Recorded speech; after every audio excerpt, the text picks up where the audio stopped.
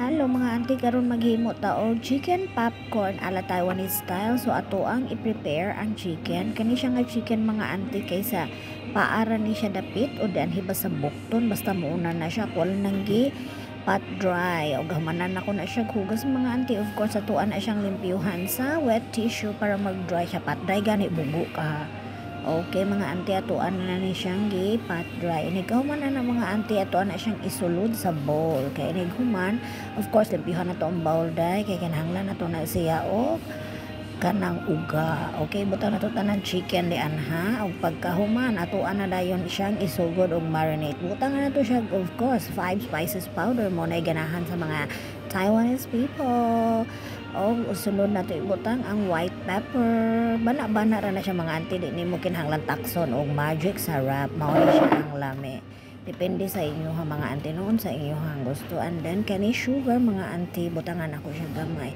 And then soy sauce. O baka naman. Dato pite.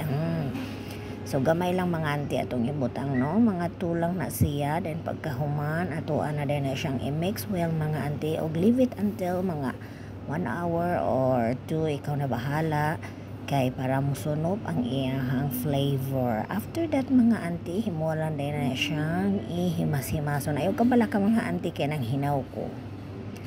Pagkahuman mga auntie, butang lang mo na siya dito sa himuhang ref. Imuha lang na siyang i-marinate. Dayon after that mga auntie, magpreto na tano. Ang akong gigamit is cornstarch.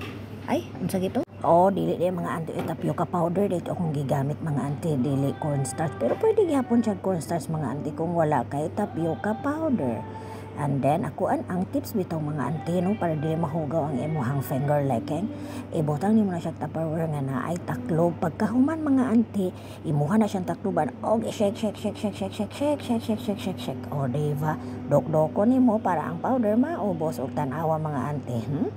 Limpyo ang akong todlo. Walay hugaw o si taktak kunin mo na siya diha para mataktak ang iyahang excess baggage. Okay, and then dito kay nagpreto ko, of course nagkanon nimong oil mga auntie para mapreto yung siyang taman. Every side mga auntie, mga 4 minutes lang ang imuhang pagpreto, and then after 4 minutes imuha na po na siyang balihon mga auntie para dali ra ang iyahang pagkaluto o labaw sa tanan. Naluto gyud ang ilalom niya ana mga auntie no. O gana mga auntie tinawag gwapa kay pak. Diba naluto na siya. After 4 minutes ato ang balihon, tan-awa ang consistency mga auntie. Gwapa kay siya lang taon mga auntie, pero kaduhaon nimo ni siya pag fry mga auntie ha. Kung humanin mo fry mga auntie, pahulay nimo ang oil ug ang manok. After that mga 10 minutes imuha na pud siyang i-fry og otro mga auntie, okay? Di ara mga auntie, anaon ra gyud na siya mga auntie para dali ra.